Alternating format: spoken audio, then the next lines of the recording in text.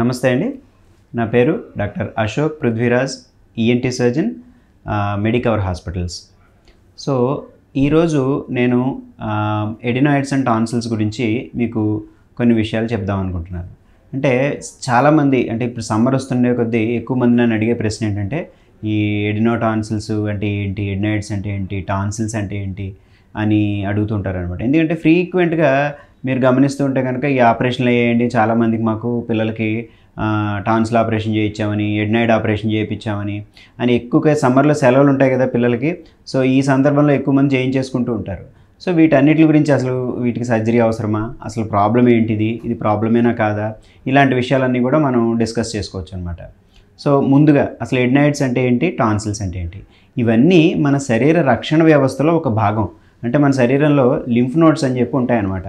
మన చాలా చోట్ల ఉంటాయి. అంటే మన మెడలో ఉంటాయి, అలాగే ఇక్కడ తీసుకుంటే మనకి గజ్జల్లో కూడా ఉంటాయి, అట్లాగే ఈ భాగంలో ఆర్మ్స్ అనమాట, ఈ ఆర్మ్పిట్స్ రీజియన్లో కూడా మనకి ఈ లింఫ్ నోడ్స్ అనేవి ఉంటాయి. మల్టిపుల్ స్టేషన్స్, అలాగే బాడీలో పొట్టలో కూడా ఉంటాయి. అన్ని చుట్టూ ఇంపార్టెంట్ ఆర్గాన్స్ అన్ని ఆర్గాన్స్ చుట్టూ కూడా ఈ లింఫ్ నోడ్స్ అనేవి ఉంటాయి అన్నమాట. సో అయితే ఇవే నోట్లో ఉన్నప్పుడు మనము ఆ ఎడినాయిడ్స్, టాన్సిల్స్ కూడా ఈ లింఫ్ నోడ్స్లో ఒక భాగం. వీటిని మనము వాల్డేయర్స్ రింగ్ అంటారు మన టెక్నికల్ టర్మ్స్లో. అంటే ఒక వలయాకారంలో లింఫ్ నోడ్స్ మన శరీర రక్షణకి తోడ్పడతాయి అన్నమాట. వీటినే మనం ఈ ఎడినాయిడ్స్, టాన్సిల్స్ అని చెప్తాం అనమాట. అయితే ఇవి ఒక్కొక్కసారి ఏమవుతుందంటే వీటిల్లోనే మనకి కంచె చేనును వేసినట్టు, అంటే ఎప్పుడైతే ఈ రక్షణ కల్పించాల్సినవే ఒక్కొక్కసారి వాటి వల్లనే మనకి ఇబ్బందులు ఎదురవుతూ ఉంటాయి అన్నమాట. సో ఇవి ఎటువంటివి, అవి మనం ఎలా గుర్తించాలి అంటే పిల్లలకి నార్మల్గా అంటే ఒక 5-6 సంవత్సరాల వయసు వచ్చిన దగ్గర నుంచి ఒక 10-12 సంవత్సరాల వయసు వరకు కూడా సంవత్సరంలో 4 నుంచి 5-6 సార్లు, కొంతమందికి 8 సార్లు కూడా కోల్డ్ రావడం అనేది సహజం. అంటే జలుబు, మన కామన్ కోల్డ్ అంటాం అనమాట. ఈ జలుబు వచ్చినప్పుడల్లా కూడా ఏదో ప్రాబ్లం ఉందని కాదు. ఈ మనం ఎదిగే క్రమంలో శరీర ఎదుగుదలతో పాటు ఇమ్యూనిటీ అది రావడం, ఇవన్నీ కూడా దీంట్లో ఒక భాగమే. సో కాకపోతే ఏమవుతుందంటే ఇవే కోల్డ్ వచ్చి వారం 10 రోజుల్లో మామూలుగా తగ్గిపోతాయి. సో తగ్గకుండా కంటిన్యూస్గా అలాగ జలుబులా ఉండటం, తగ్గుతున్నట్టే తగ్గి మళ్ళీ వచ్చేయడం, ఇవి ఒకటి. అలాగే ఈ బ్రీతింగ్ అది ఎఫెక్ట్ అవడం. పిల్లలు ఏంటంటే నార్మల్గా పాపం నోటితో ఫ్రీగా బ్రీతింగ్ తీసుకోలేక ఈ ఎడినాయిడ్స్ అనేవి నేను చెప్పాను కదా, నోట్లో ఉండేవాటినేమో టాన్సిల్స్ అంటారు, ముక్కు వెనకాతలు ఉండేవాటిని ఎడినాయిడ్స్ అంటారు. సో ఈ ముక్కు వెనకాతల భాగంలో అవి ఎప్పుడైతే వాచేయో మనకి, ఆ వాచినప్పుడు ముక్కులో నుంచి వెళ్ళే గాలి గొంతులోకి పూర్తిగా సరిగ్గా వెళ్ళలేక పిల్లలు నోరు తెరిచి నిద్రపోతూ ఉంటారు. దీన్నే పిల్లలు మా బాబు గురకబెడుతున్నాడండి, మా పాప గురకబెడుతుందండి, ఇటువంటి కంప్లైంట్స్తో ఎక్కువ మంది వస్తారనమాట. సరే, ఇవి దీని యొక్క లక్షణాలు. అలాగే దీంతోపాటు ఏమవుతుంది, ఈ ముక్కు నుంచి కూడా మనకు నార్మల్గా చెవి, మనం ప్రతి శ్వాసలో కూడా మనం అంటే బ్రీతింగ్ చేసేటప్పుడు ప్రతి శ్వాసలో కూడా ముక్కు నుంచి చెవికి కొంత గాలి వెళ్తుంది. దాన్ని ఇయర్కి వెంటిలేషన్ అంటాం అనమాట. అంటే బాగా వెంటిలేషన్తో ఉండాలి. కానీ ఒక్కొక్కసారి ఏమవుతుంది, ఈ ఎడినాయిడ్స్ ఆ వెంటిలేషన్ని బ్లాక్ చేసేస్తాయి. అలా బ్లాక్ చేస్తే అప్పుడు రిపీటెడ్ ఇయర్ ఇన్ఫెక్షన్స్ కూడా వచ్చే అవకాశం ఉంటుంది దీనివలన. అంటే ఇయర్ పెయిన్ అని చెప్పడం కానీ, అలాగే కొంతమంది పిల్లలు సరిగా వినలేకపోవడం, అంటే సరిగా వినపడట్లేదు, నాకు చెవంతా బ్లాక్ అయినట్టుంది, ఇలా చెప్తారు. చాలామంది పాపం ఏదో వ్యాక్స్ ఉందనుకుని చెవిలో ఏవో డ్రాప్స్ వేస్తారు, కానీ దానివల్ల మనకి పెద్దగా ఉపయోగం ఏమి ఉండదు అనమాట. చెవి చూస్తే అంతా క్లీన్గా ఉంటుంది, కానీ లోపల నుంచి ముక్కు నుంచి చెవికి వెళ్ళే దారి బ్లాక్ అవ్వటం వల్ల మనకి ఈ చెవి సమస్యలు ఏర్పడతాయి. సో ఎడినాయిడ్స్ వల్ల కేవలం బ్రీతింగ్ సమస్య ఒక్కటే కాకుండా చెవులకు కూడా ఇబ్బంది కలుగుతుంది.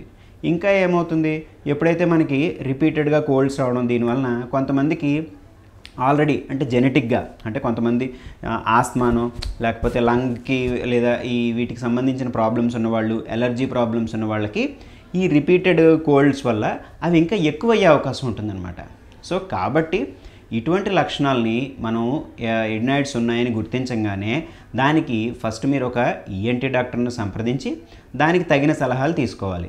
అంటే వీటిని ఏం చేస్తారు, జనరల్గా సాధారణంగా ఏంటంటే ఈ ఫస్ట్ స్టేజ్లో చూసినప్పుడు మనం దానికి కొన్ని రకాల రోజు సెలైన్ నేజల్ స్ప్రేస్ అంటాం. అంటే ముక్కు క్లీన్ చేసుకోవడానికి కొన్ని స్ప్రేలు ఇస్తాం, దాంతో క్లీన్ చేసుకోవటం.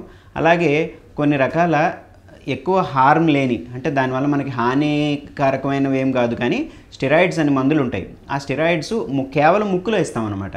సో చాలామంది అయ్యో స్టెరాయిడ్స్ అనే మాట వాడగానే భయపడతారు, ఇలాగ దీనివల్ల మాకు ఇబ్బంది అవుతుందండి, బాడీకి ఏదైనా ఎఫెక్ట్ ఉంటుందా అని. సో ఇవి ముక్కులో కేవలం వాడే స్టెరాయిడ్స్, దీనివల్ల పిల్లలకు కూడా ఏమాత్రం సైడ్ ఎఫెక్ట్స్ ఉండవు. సో వీటిని ఒక నెల 2 నెలల వరకు కూడా ఈ వాడి దాని ద్వారా కూడా తగ్గకుండా అదే లక్షణాలతో ఇబ్బంది పడుతుంటే ఈ 100లో 90 మందికి ఇలా మెడికల్గా తగ్గిపోతుంది. ఒక్క 10 మందికి మాత్రం ఒక్కొక్కసారి మనము సర్జరీ దాకా వెళ్ళాల్సి ఉంటుంది. అంటే ఎందుకు అంటే ఇవి ఇలాగే వదిలేస్తే చెవులు పూర్తిగా పాడైపోవడం, అలాగే ఫ్రీక్వెంట్గా ఇన్ఫెక్షన్స్ రావడం, ఇమ్యూనిటీ డౌన్ అయిపోవడం, పిల్లలు సరిగా తినకపోవడం ఇవన్నీ కూడా ఉంటాయన్నమాట. అంతేకాకుండా కొంతమందికి ఎత్తుపళ్ళు అవి వస్తూ ఉంటాయి. అలాగే ఈ నోట్లో అంగీటి ఉంటుంది కదా, ప్యాలెట్ అంటాం, అది కూడా రిపీటెడ్గా మౌత్ బ్రీతింగ్ చేయడం వల్ల డ్రై అయిపోవడం, దానివల్ల సోర్ థ్రోట్స్ అవి రావడం, ఇటువంటి లక్షణాలు ఉంటాయి. సో ఈ రకంగా మనం ఎడినాయిడ్స్ గురించి చెప్పుకోవచ్చు అనమాట. సో తర్వాత టాన్సిల్స్ గురించి వచ్చేసరికి, సో ఈ ఎడినాయిడ్స్ కిందనే టాన్సిల్స్ కూడా ఉంటాయి. మన పైన ముక్కు వెనకాతలు ఉండేవి ఎడినాయిడ్స్, దాని కిందనే ఉండేవి టాన్సిల్స్. సో టాన్సిల్స్ చెరుపక్కల ఉంటాయి. మనకి నోరు తెరవగానే చాలామందికి ఈజీగానే కనపడుతూ ఉంటాయి. చాలామంది టాన్సిల్స్ పెద్దగా ఉన్నాయండి అందుకని చెప్పి తీపిచ్చేసే ఉంటారు. సో టాన్సిల్ సైజ్ అనేది అన్నిసార్లు ఇంపార్టెంట్ కాదు. అంటే సార్ టాన్సిల్స్ పెద్దగా ఉన్నాయన్నంత మాత్రాన మనం తీసేయాల్సిన అవసరం లేదు. మరి ఎందుకు సార్ టాన్సిల్ ఆపరేషన్ ఎప్పుడు చేస్తారు, ఎందుకు చేస్తారు అంటే, ఒక్కొక్కసారి రిపీటెడ్గా పిల్లలకి ఫీవర్ వస్తూ ఉంటుంది, వచ్చి గొంతు నొప్పి వస్తుంది.